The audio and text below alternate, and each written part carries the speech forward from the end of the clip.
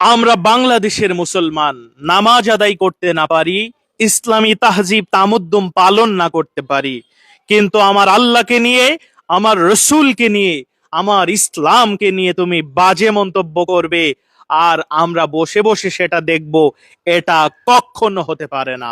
তুমি আমাকে নিয়ে বাজে মন্তব্য করো, তুমি আমার পিতাকে নিয়ে বাজে মন্তব্য করো, আমরা মেনে নিব, কিন্তু আমার আল্লাহকে নিয়ে, আমার রসুলকে নিয়ে, আমার ইসলামকে নিয়ে, আমার কোরআনকে নিয়ে তুমি বাজে মন্তব্য করবে, এটা আমরা কখনো মেনে নিব না। তাতে আমাদের জীবন যাক আর থাক, সেটা আসে যায় না।